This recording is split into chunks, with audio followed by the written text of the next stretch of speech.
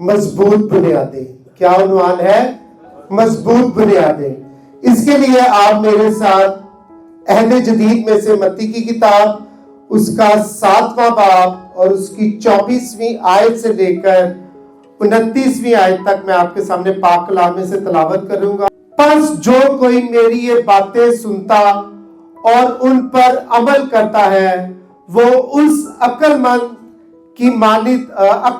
आदमी की मानद ठहरेगा जिसने चट्टान पर अपना घर बनाया और मींह बरसा और पानी चढ़ा और आंधियां चली और उस घर पर टकरे लगी, लेकिन वो ना गिरा क्योंकि उसकी बुनियाद चट्टान पर डाली गई थी। और जो कोई मेरी ये बातें सुनता है और उन पर अमल नहीं करता वो उस बेवकूफ आदमी की मानद ठहरेगा जिसने अपना घर रेत पर बनाया और मींह बरसा और पानी चढ़ा और आंधियां चली और उस घर को सदमा पहुंचाया और वो गिर गया और बिल्कुल बर्बाद हो गया। इस मुकद्दस आयत मुबारका में दो अफराद का जिक्र किया गया है। किनका? अक्लमंद और बेवकूफ अफराद का। जो अक्लमंद शख्स होता है वो हिकमत से मामूर होता है, दानिशमंद होता है, उसको खुदा ने दनाई से भरा होता है, उसके अंदर खौफे खुदा होता है, वो खुदा से मोहब्बत करता है और ईमान की हरारत से भरा होता है। हालेलुया। और इसको सच्चा मसीही भी कहा गया है। ये इसकी अगर गहराई में जाए तो इस अक्लमंद आदमी को सच्चा मसीही भी कहा गया है। लेकिन इसके बरस जो बेवकूफ आदमी होता है उसके अंदर जो होती हिकमत की कमी होती है, वो दना नहीं होता, वो बेवकूफ होता है, उसको खुदा से मोहब्बत नहीं होती, वो खुदा से प्यार नहीं करता और ना ही उसके अंदर ईमान की हरारत होती है। वो बेचारा होता है, बेचारे को जेड़ा मर्जी चारा पाया जाता है, वो बेचारा होता है। जिसकी मिसाल हमें पाक कलाम में से एक बहुत ही खास पर्सनैलिटी है, यहूदा इस्करियोती। यहूदा इस्करियोती एक ऐसा कम अक्ल शख्स था कि वो उस हस्ती के साथ चलता रहा जिससे वो खुद अपनी आंखों से उसके अंदर से मौत जात के दरिया को बहता हुआ देखता था। वो उस हस्ती के अंदर से शिफा की नदियां को जारी होता देखता था और उसके अलावा न जाने कितने अजायब करामात वो अपनी आंखों से उसके अंदर से रूनमा होते देखता था। लेकिन उसके बावजूद उसकी अकल पर पर्दे पड़े हुए थे क्योंकि वो सच्चा मसीह नहीं था। वो कौन सा मसीह था? झूठा मसीह था। उसके अंदर वो इस कदर, क्योंकि उसने अपनी जो बुनियाद थी यीशु मसीह पर नहीं डाली, इसलिए वो लालच की दलदल में घुसता चला गया और उसकी अक्ल पर इस हद तक पर्दे पड़ चुके थे कि उसने उस जिंदगी का ही सौदा कर दिया जो लोगों को जिंदगियां देता फिरता था। उसने उसी जिंदगी का ही सौदा कर दिया। एक बेवकूफ जो शख्स होता है उसे खुदा से मोहब्बत नहीं होती क्योंकि वो ना तो राजबाजी और खुदा की बादशाही का मुतलाशी होता है, इसलिए वो खुदा से मोहब्बत नहीं करता। हाँ, लेकिन खुदा की बरकतों से मोहब्बत करता है। वो खुदा को नहीं चाहता लेकिन उसकी बनाई हुई तमाम इन दुनियावी चीजों को चाहता है कि ये चीजें सब मुझे मिल जाए, खुदा चाहे मिले या ना मिले। एक बेवकूफ शख्स इस तरह से अपनी जिंदगी गुजारता है। यानी कि अगर मैं आपको बहुत ही आसान अल्फाज में बताऊं आज के दौर के मुताबिक, तो एक अक्लमंद शख्स एक गलती करने से पहले 100 मर्तबा सोचता है, लेकिन एक बेवकूफ शख्स जो है 100 गलतियां करने के बाद भी एक मर्तबा भी नहीं सोचता, क्योंकि उसके अंदर जो है क्या नहीं होती है? खौफे खुदा नहीं होता, उसके अंदर अक्ल नहीं होती। हालेलुया। इसी तरह हम पाक कलाम में आगे बढ़ेंगे और मेरे साथ इफिसियों की किताब उसका 5वां बाब उसकी 15वीं से 16वीं आयत तक मैं आपके सामने पाक कलाम में से पढ़ूंगा, लेकिन हमारी मेन आयत वही है।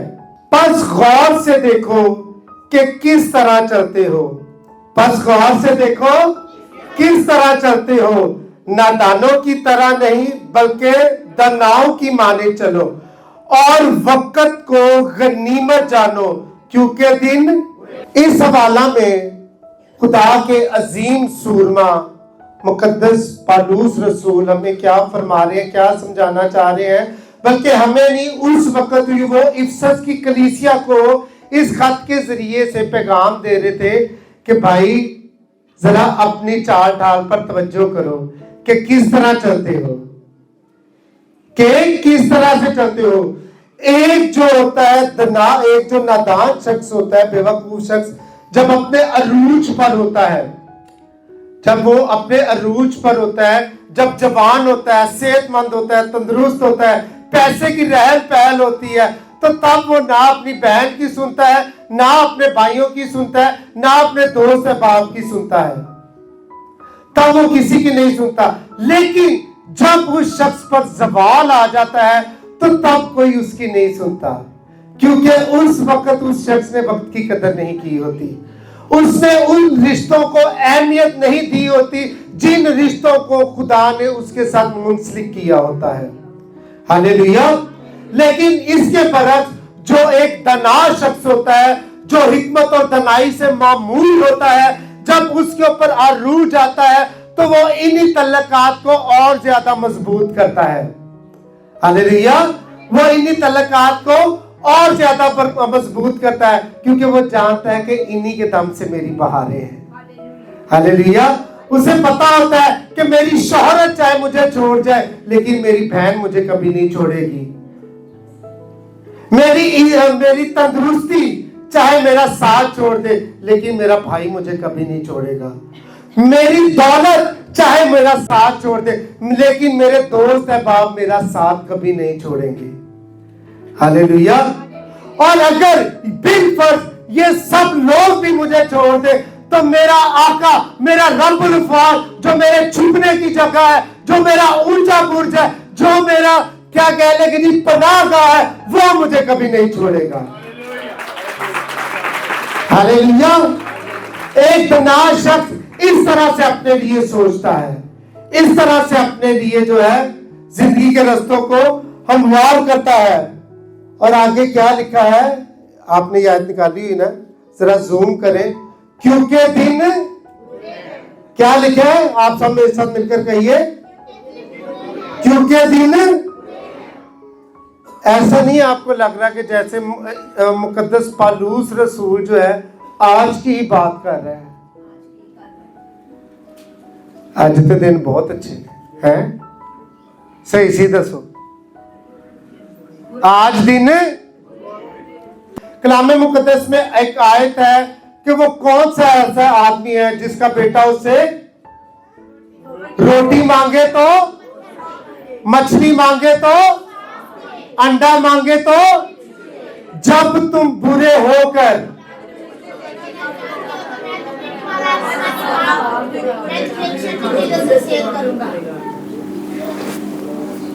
कलाम वो जहां पर मिसाल है कि जब तुम अपने बच्चे को अंडा देते हो, बिच्छू की जगह अंडा देते हो, तो उसके बाद क्या लिखा है कि जब तुम बुरे होकर, यहां पर सिर्फ यहां तक ही है कि यहां पर खुदा क्या कह रहा है, अल अलानिया हम वालिदैन को बुरा कह रहा है कि तुम बुरे होकर। कह रहा है कि नहीं, मैं नहीं कह रहा, पाक कलाम में लिखा हुआ है। पास्टर साहब वर्स बता रहे हैं, तो वो जल्दी से बेटी वो शायद आपको खोल के वर्स भी दिखा दे कि क्या लिखा हुआ है कि जब तुम बुरे होकर, हम वालिदैन भी बुरे हैं, हमारी तरबियत भी बुरी है, हमारा चाल चलन भी बुरा है, हमारे काम काज भी बुरे हैं, हमारा उठना बैठना भी बुरा है, हमारे अपने बच्चों को दी जाने वाली परवरिश भी बुरी है, हमें हमारे अपने बच्चों को दी जाने वाली तालीम भी बुरी है। अगर वो तालीम खुद खाली दुनियावी है तो फिर वो तालीम भी हमारे बच्चों के लिए बुरी है। इसलिए सब बुराइयों को मिलाकर यहाँ पर मुकद्दस पौलुस क्या कह रहे हैं कि दिन बुरे हैं। जब हम छोटी छोटी बुराइयों को करते आते हैं अपने पास में करते आते हैं तो तब हमारे ऊपर क्या आते हैं? बुरे दिन आते हैं।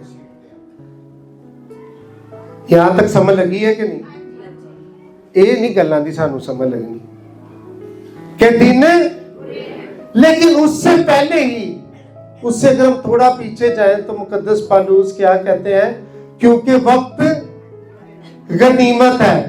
यहां पर मुकद्दस पौलुस खुदा के अजीम सुरमा हमें वक्त की क्या सिखा रहे हैं? वक्त की अहमियत हमें सिखा रहे हैं। वो यहाँ पर खुसूसी हमारी जो नजरसानी है वो वक्त पर दिलवा रहे हैं। वो इसलिए क्योंकि हमारी रुकी हुई सांसें वापस आ सकती है, हमारी खोई हुई दौलत वापस आ सकती है, हमारे घर से गई हुई औलाद वापस आ सकती है, लेकिन कभी भी हमारा गया हुआ वक्त वापस नहीं आ सकता। हालेलुया। मेरे ख्याल च कई भैनों का आ सकता, उन्होंने ताली नहीं बजाई, मैं उन्होंने ताली बजाना। वक्त तो बड़ी दूर की बात है, आप तो जिंदगी का एक सेकंड नहीं अपना वापस ला सकते। इसीलिए मुकद्दस पौलुस हमें यहाँ पर वक्त की अहमियत सिखा रहा है कि दिन,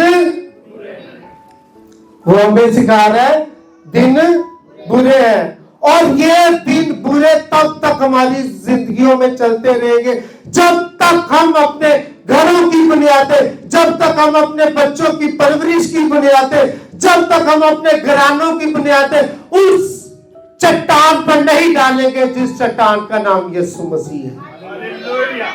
हालेलुया। जब तक हम उस चट्टान पर अपनी बुनियाद नहीं डालेंगे, अपने बच्चों की बुनियाद नहीं डालेंगे, तब तक हमारे दिन क्या चलते रहेंगे? बुरे चलते रहेंगे। अब आप सब लोगों से सवाल है कि साल में कितने दिन होते हैं? 365 दिन होते हैं। अब मुझे आप ये बताएं कि ये 265 और 465 भी हो सकते हैं, 365 ही क्यों रखे गए? कोई बता सकता है? अगर नहीं बता सकता तो मैं तो बताऊंगा, क्योंकि खुदा ने इसी अपने जलाल के लिए मुझे इस्तेमाल किया, चुना है।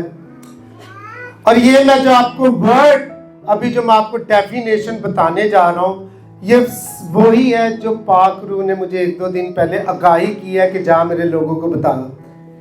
ये 365 दिन जो मुकर्रर किए गए हैं, अगर पहले नंबर पे क्या क्या क्या अदद आता है? 3 का अदद आता है, और 3 का अदद बाइबल के मुताबिक किसको प्रेजेंट करता है? बाप, बेटे और रूह कुद्स को। किसको प्रेजेंट करता है?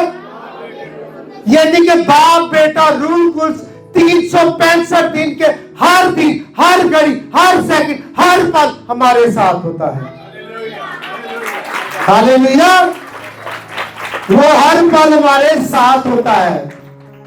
लेकिन जब हमारे पांव उससे उखड़ते हैं, जब हमारा कदम जब हम एक कदम ये आगे पीछे उससे होते हैं, तो तब हमारे ऊपर जो है आजमाइशों की बारिश होना शुरू हो जाती है। तब हमारे घरों पर जो है मुसीबतों के जो है तूफान आकर टकराना शुरू हो जाते हैं। तब हमारे घरों पर जो है बीमारियां, दुख, तकलीफें, परेशानियां जो है आकर हमारे घरों के साथ एक सैलाब की मांदा टकराना शुरू हो जाती है। तब हमारे घर की बुनियादें हिलती हैं। जब हम उस बाप, बेटा, रूह कुद्स को 365 दिन में अपने साथ लेकर नहीं चलते। एक एक दिन की वैल्यू होती है। 365 दिन बाप, बेटा, पाक रूह किसके साथ रहता है? हमारे साथ रहता है। तो जरा खुश हो के दसो किसके साथ रहता है? और जिन घरों की बुनियादें यीशु मसीह पर कायम नहीं होती, क्या कह रहा हूं? जिन घरों की बुनियादें जो है यीशु मसीह पर नहीं होती, उनके ऊपर ये आजमाइशें आती हैं। लेकिन जिन घरों की बुनियादें यीशु मसीह पर कायम होती हैं, वो खुशी से उन सारी आजमाइशों को भी वेलकम करते हैं, क्योंकि उनका ईमान, भरोसा, यकीन और इत्मीनान इस बात पर होता है कि जिस रब्बुल अफ़ाद के सामने मैं अपने लबों को खोलता हूँ, जिस रब्बुल अफ़ाद के सामने मैं अपने सिर को झुकाता हूँ, चाहे कुछ भी हो जाए, वो ना कभी मुझे गिरने देगा और ना कभी मेरे घराने को गिरने देगा। हालेलुया। वो इस तरह ईमान की हरारत से भरा होता है। कलाम को जब तक आप कलाम को गहरे में नहीं जाएंगे, जब तक आप समुद्र की गहराई में नहीं जाते, तब तक आपको वहां से जो है कीमती मोती नहीं मिलते। जब तक हम कलाम के इस समुद्र में मुकम्मल तो गोता नहीं लगाते, तब तक हम जो है उन कीमती मोतियों को हासिल नहीं कर सकते। और जिन घरों की बुनियाद जो होती है यीशु मसीह पर नहीं होती, उनके बारे में कलाम मुकद्दस में लिखा हुआ है, खुदा ने उनके बारे में लिखवाया है कि उनको तो वैसे ही वो समझ लो कि भूसे की मानद उड़ा के रख देगा, उनकी कोई वैल्यू ही नहीं होगी।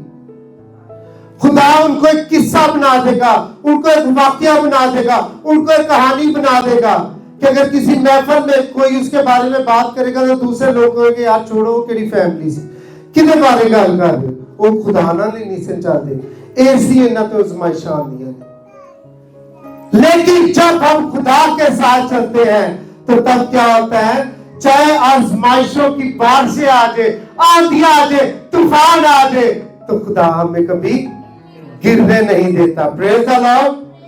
पहला कुरिन्थियों उसका 3 बाब और उसकी 9वीं से लेकर 13वीं आयत तक। पहली आयत में क्या मरकूम है, बड़ी तवज्जो से आपने सुनना है। तुम खुदा की खेती और खुदा की इमारत हो। जरा इमारत को जरा बड़ा करके दिखाएं, इमारतां बड़ियां ही होंदियां ने, कि तुम खुदा की खेती और खुदा की इमारत हो। मैं चाहता हूं आप सब एक दूसरे की तरफ इशारा करके कहें, सब एक दूसरे से कि तुम खुदा की इमारत हो। बेटे नुमान खड़े हो जाओ सब, मुझे अभी तक बहुत से हाथ नजर नहीं है, सब मिलकर कहिए तुम खुदा की इमारत हो। आवाज ही नहीं आई, क्या मैनू नहीं कहना, मैं तो हैगी हाँ, एक पुरानी इमारत भी बैठी है, तुसी कहना एक दूजे नू तुम खुदा की। खुदा इसी तरह से ये तुम्हारे बच्चे, खुदा इनको हयाती दे, उम्र की दराजी दे और बहुत ज्यादा कामयाबी अता करे। इनको मैंने इसलिए खड़ा की क्योंकि इनकी हाइट बहुत ज्यादा है। खुदा इस तरह से आप लोगों के बारे में भी यही चाहता है। वो अभी मैं आपको एक्सप्लेन करता हूं कि यहाँ पर मैं देखता हूं कि खुदा का जो अजीम सूरमा है, मैं चाहता हूं सूरमा के लिए जो खुदा की दी हुई हिकमत और दनाई से जब भी लिखता है तो कमाल ही लिखता है। उसने आगे क्या लिखा है कि मैंने उस तौफीक के मुआफिक जो खुदा ने मुझे बख्शी, दना मामूल की तरह नींव रखी और दूसरा उस पर इमारत उठाता है। बस हर एक खबरदार रहे कि वो कैसी इमारत उठाता है। मुकद्दस पालूस क्या कहते हैं, खुदा के रसूल आजम बड़ी खूबसूरती से इस बात की वजाहत कर रहे हैं कि मैं इमारत कैसे रखता हूं। बहुत कम आवाज आई है, बेवकूफ मजदूर मिस्त्री ने कोई घर नहीं लिया। किसको लाते हैं हम अपने घर में, दना। और इस शख्स को लेवल चेक करें कि खुदा ने तो हमें मत्ती की किताब में हमें क्या कहा, हमें घर का है, और इस शख्स ने हमें यहाँ पर इमारत ही कह दी है कि तुम क्या हो, खुदा की इमारत हो। इस वक्त आपको पता है दुनिया की सबसे बुलंद इमारत कौन सी है? उच्ची बोल दिया करो जो मैं कोई सवाल करा पता लगे होता जवाब। बुर्ज खलीफा, उसकी आपको पता है हाइट कितनी है, ऊंचाई 2772 मीटर है उसकी ऊंचाई।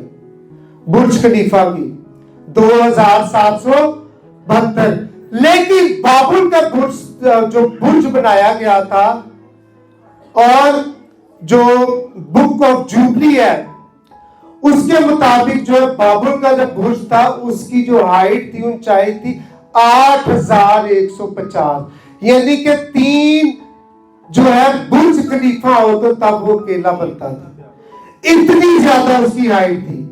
और उस बुर्ज को आप जानते किस लिए बनाना शुरू किया था उन्होंने? खुदा तक पहुंचने के लिए, आसमान तक पहुंचने के लिए उसकी तामीरी का काम शुरू किया गया था। और इसकी तामीरी के लिए सबसे पहले जो है लोगों ने अपने हाथों से ईंटें बनाई। उससे पहले कभी कोई दुनिया में ईंट नहीं थी बनी। सबसे पहली ईंट इस बुर्ज को बनाने के लिए लोगों ने ईंट बनाई, मट्टी से ईंट बनाई और उसके बाद उसे आग से पकाया। उसको किससे पकाया? आग से पकाया। और अब ये आप जरा तवज्जो करें कि उस दौर में उन जो बाबली थे उनके अंदर कितना जज्बा होगा, कितनी हिम्मत और कितनी ताकत होगी कि ना उस दौर में कोई मशीनरी थी, ना कोई टेक्नोलॉजी थी और ना ही कोई ऐसा कोई निजाम था कि वो इतना बड़ा बुर्ज कैसे बना सकते। लेकिन उन्होंने उस बुर्ज को तामीर करना शुरू किया। जब खुदा ने उस बुर्ज को आकर रोका या गिराया तब तक वो तामीर कर रहे थे। जब खुदा ने आकर उनको रोका, जब उनकी जुबानें बदली, और अब आपको मैं बताता हूं कि पता नहीं वहां पर वो ईंटें कैसे ऊपर लेके जाते होंगे, पानी की सप्लाई कैसे जाती होगी, लेकिन उन लोगों के अंदर क्या था? एक जज्बा था, एक जज्बा था। और जज्बा किस चीज का था? खुदा को मिलने का, आसमान तक पहुंचने का जज्बा था उनके अंदर। और क्या हुआ कि वो बुर्ज गिरा दिया गया। वो बुर्ज क्यों गिरा दिया गया? क्योंकि उसकी जो बुनियाद थी वो खुदा पर, उसके बेटे यीशु मसीह जो हमारी चट्टान है उसके ऊपर नहीं थी रखी गई, उसकी जो बुनियाद थी शैतान के ऊपर रखी गई थी। इसीलिए खुदा का जब गजब, कहर जब उन पर भड़का तो खुदा ने उस पूरे बुर्ज को ही गिरा दिया। इसी तरह ये बात मैंने इसलिए आपको बताई है कि आप चाहे जितनी मर्जी टॉप पोजीशन पे चले जाएं, जितनी मर्जी आप शोहरत हासिल कर ले, जितनी मर्जी आप तरक्की हासिल करें, जितने मर्जी आप चाहे ऊंचे लेवल पर चले जाए, लेकिन अगर आपकी जिंदगियों की बुनियाद, अगर आपकी तरक्कियों की बुनियाद, अगर आपकी कामयाबियों की बुनियाद उस यीशु मसीह जैसी चट्टान पर नहीं होगी तो खुदा आपको भी नीचे गिरा देगा।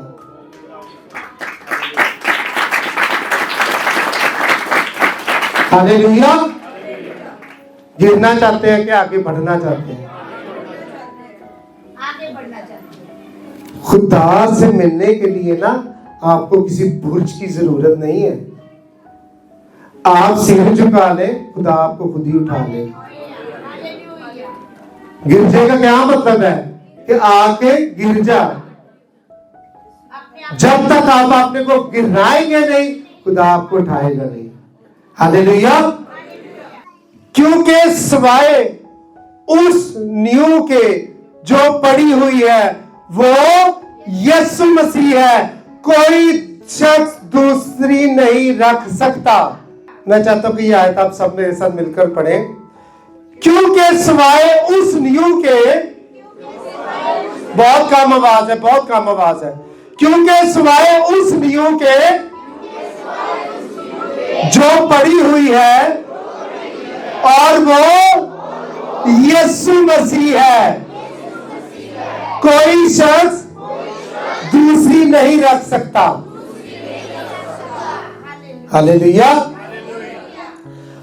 और जिन बेटियों को, बच्चों को नहीं पता उन्हें मैं इंग्लिश में बता देता हूं। फाउंडेशन, जब एक घर को बनाने लगे तो सबसे पहले उसकी फाउंडेशन रखी जाती है। ठीक है, ये वो कहा जा रहा है कि नींव रखना। और यहां पर मैं दे रहा हूं कि खुदा का ये बेटा, बरगजीदा बेटा, ये कभी हमारे लिए जिंदगी की रोटी बन जाता है, कभी हमारे लिए जिंदगी की राह बन जाता है, और कभी हमारे लिए क्या बन जाता है? जिंदगी का दरवाजा बन जाता है। और अब ये यहाँ हमारे लिए क्या बन गया है? यहाँ पर हमारे लिए क्या बन गया है? और ये पुकार पुकार कर हम लोगों को भला क्या कह रहा है कि आओ मेरे बाप के मुबारक लोगों, मेरे ऊपर अपने घर को बनाओ, मेरे ऊपर अपनी इमारतों को खड़ी करो, मेरे ऊपर अपनी बिल्डिंगें बनाओ, मेरे ऊपर कोठियां बनाओ, फैक्ट्रियां बनाओ, बंगले बनाओ, लेकिन बशर्ते कि उसकी हर ईंट जो ईमान से बनी हो, उस इमारत का हर जो सिरा है वो कोने का सिरा जो है यीशु मसीह होना चाहिए। उस कोने के सिरे का पत्थर कौन होना चाहिए? यीशु मसीह होना चाहिए। इसीलिए खुदा में क्या कहता है कि मेरे ऊपर अपनी इमारत तमीर करो। वो यहां पर एक क्या बन गया है? हमारे घरों की फाउंडेशन बन गया है। आज आपको पता लगा है कि घरों की बुनियादों की क्या वैल्यू होती है। इब्लीस ने हमारे दिलों को खुदा की नाशुक्रगुजारी से भर दिया। हमारे दिमागों को इब्लीस ने बेवकूफ बना दिया। उसकी सादा सी मिसाल ये है कि आज हम लोगों को अपने घरों से ज्यादा दूसरों के घर पसंद है। सही कह रहा हूं कि नहीं? आज हम लोगों को अपनी छोटी गाड़ी से ज्यादा दूसरों की बड़ी गाड़ियां पसंद है। ठीक कह रहा हूं कि नहीं? नहीं कह रहा तो वो भी दस दो। आज हम लोगों को अपनी जॉब से ज्यादा दूसरों की जॉब पसंद है कि यार काश वो जॉब होती साडे कोल, फिर मैं ऐ करदा। काश वो गड्डी होती मेरे को, काश वो कार मेरे को होता। अगर आपने अपने घरों की वैल्यू का अंदाजा लगाना है तो उन अफराद से जाकर मिलिए, उनसे अपने घर की, अपने टूटे घर का ही उनसे वैल्यू का पूछे जो लोग सारी रात जो है खुले आसमान के तले सोते हैं। उनसे अपने घर की वैल्यू का पूछे। उन लोगों से अपनी छोटी सी टूटी फूटी गाड़ी की वैल्यू पूछे जो लोग न जाने कितने कितने मील जो है पैदल सफर करते हैं। उनसे अपनी गाड़ी की वैल्यू पूछिए। उन लोगों से अपनी जॉब की वैल्यू पूछिए जो लोग पता नहीं न जाने अपनी जॉब ना होने की वजह से हर दूसरे दिन जो है घरों में उनके फाका कशी होती है। अनस भाई ठीक कह रहा हूं कि नहीं? उन लोगों से आप अपनी जॉब के बारे में पूछिए जो लोग ऐसे हालात से गुजरते हैं, जो लोग ऐसी आजमाइशों से, परेशानियों से हर रोज जो है उनका आमना और सामना होता है। आज मैंने देखा है, आज के दौर में बहुत से ऐसे खुदाम है, खुदा के खादम है, वो भला क्या लोगों को कहते हैं कि अगर तुम लोग चाहते हो कि तुम्हारा अब्दी मकान हो, अगर तुम लोग चाहते हो कि तुम्हारा आसमान पर मकान हो, तो खुदा के घर में ज्यादा से ज्यादा दिया करो। ऐसे ही कहते हैं। वो कहते ने खुदा के घर ज्यादा तो ज्यादा दिया करो। उन्हां लोकां नूं कलीसिया नूं आसमान दे मकान ते लाया हुंदा कि तुहाडा मकान उत्थे बन रहा है ते आप उन्हां दे पैसिਆਂ नाल ही मकान बनाई जांदे ने जमीन ते।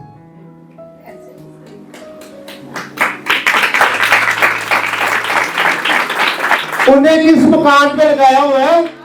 आसमानी मकान पे, ते आप अत्ते बनाई जाते हैं। खुदा ने आपके कहने पे मकान देना है। आपके कहने पे खुदा ने किसी को मकान देना है। इस मकान की ईंट हम हर रोज खुद लगाते हैं और वो ईंट मैंने आपको बताई है कौन सी है? ईमान की ईंट है। हम सिर्फ नीचे वो ईमान की ईंटें लगाते जाए, ऊपर हमारा मकान खुद ही खुदा बनाएगा।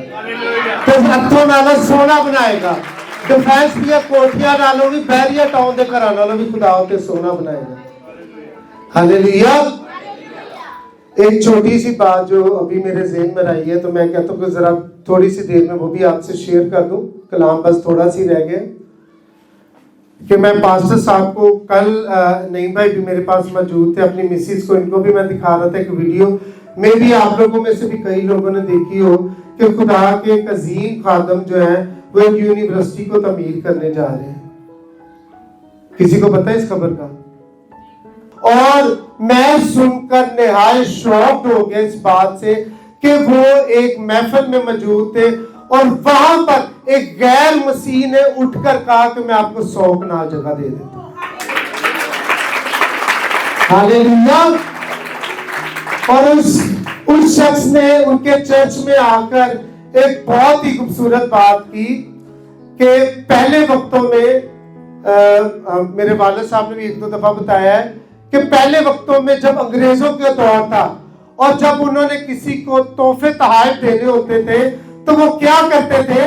वो उस शख्स को कहते थे कि भी जो तेरा घोड़ा है इसको दौड़ा, जो तेरा घोड़ा है इसको दौड़ा, जहां तक तेरा घोड़ा दौड़ेगा वहां तक तेरी जगह है। और उस गैर मसीही शख्स ने भी यही चर्च में खड़े होकर कहा कि पास्टर साहब 100 कनाल तो मैंने आपको जगह दे दी है, अगर उसके अलावा भी आपने कोई घोड़ा दौड़ाना है तो दौड़ा ले, जहां तक वो घोड़ा दौड़ेगा मैं आपको जगह दूंगा। हालेलुया। खुदा यकीनन उस भाई को मेरे ज़हन से उनका नाम निकल गया, खुदा उनको उनके घराने को ढेरों बरकत अता करे, जिन्होंने हम मसीहों के लिए इतना बड़ा कदम उठाया है।